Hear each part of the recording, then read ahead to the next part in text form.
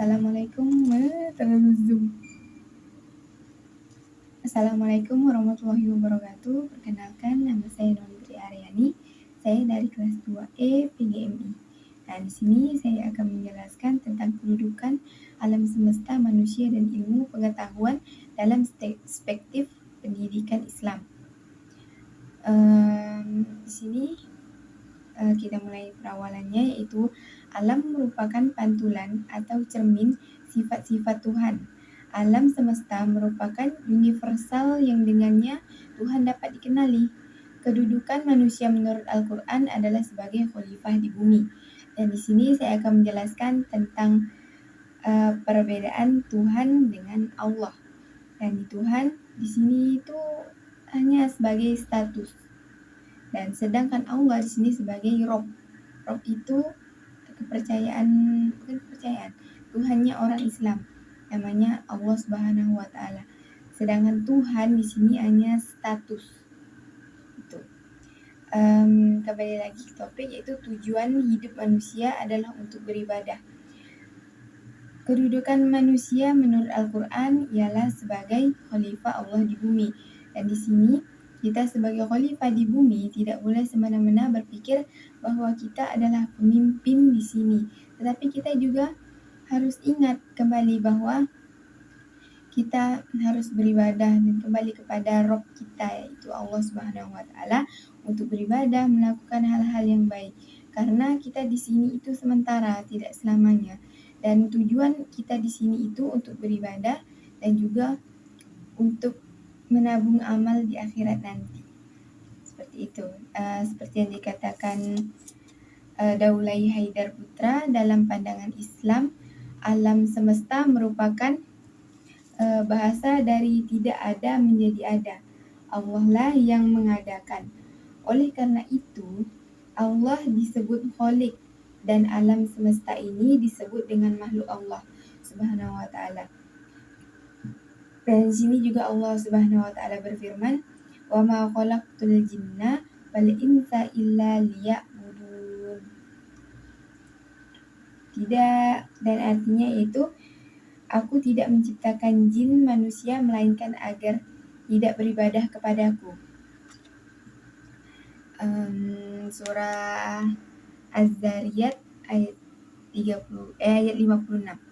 Berdasarkan ayat tersebut dapat disimpulkan bahwa Allah Subhanahu wa taala sebagai pencipta alam sebagaimana Tuhan menciptakan tidak dijelaskan dengan rinci di dalam Al-Qur'an dan Sunnah Nabi. Kita kembali menyimpulkannya yang lebih rinci, yaitu bahwa kedudukan manusia di dunia adalah perspektif pendidikan. Kok gitu? Skip. Nah, jadi kita bisa simpulkan kembali bahwa tugas utama manusia yaitu menyembah kepada Allah, melakukan ibadah dengan sebaik-baiknya dan melakukan kegiatan yang baik. Gitu. Jadi kita akan melanjutkan pada materi 2 karena kemarin kelompok 3 itu maju dengan berjudul Hakikat dan Tujuan Pendidikan Islam. Tujuan pendidikan Islam adalah untuk mencapai keseimbangan pertumbuhan kepribadian manusia peserta didik secara menyeluruh dan seimbang yang dilakukan melalui latihan jiwa, latihan akal pikiran, intelektual di diri manusia yang rasional, perasaan, dan indera. Pengertian perencanaan dari sudut kurikulum adalah pendidikan Islam harus mampu merencanakan untuk memuat berbagai aspek pendidikan. Contohnya dari metode bercerita. Dari metode bercerita kita mampu untuk, maksudnya itu kita bisa menjelaskan, bisa memberi pandangan gambaran sederhana bagaimana sifat baik yang dapat kita ambil dari para rasul, nabi terdahulu, yaitu seperti ceritanya Nabi Sulaiman, bagaimana cara agar kita memuliakan atau hidup berdampingan dengan makhluk yang tidak memiliki akal sekalipun, kita harus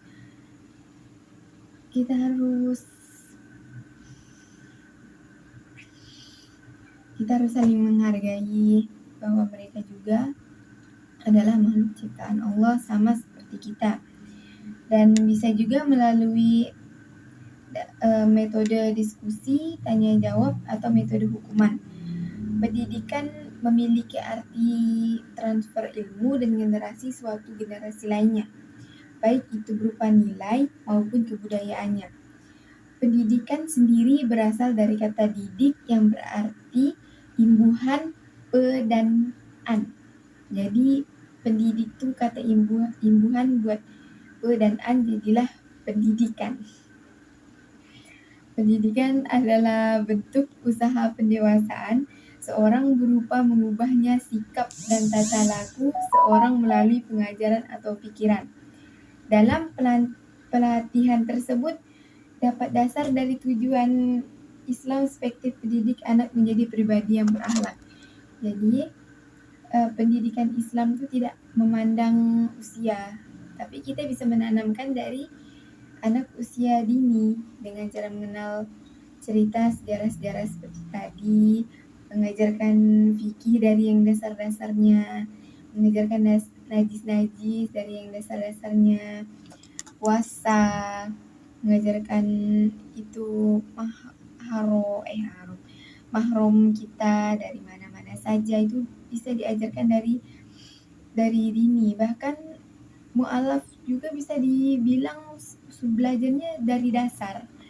Jadi kita sebagai orang yang lebih tahu bisa memberi pandangan, bisa memberi arahan lebih kepada yang ingin belajar, yang ingin tahu.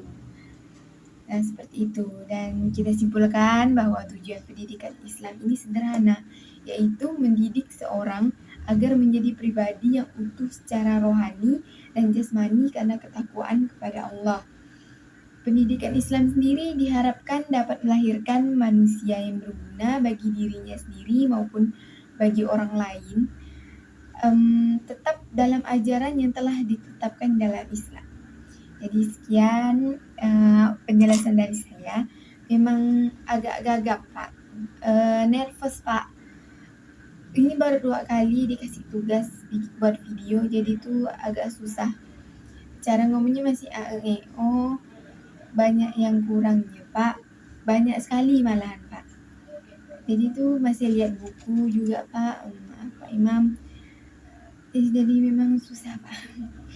Sekian dari saya. Wassalamualaikum warahmatullahi wabarakatuh.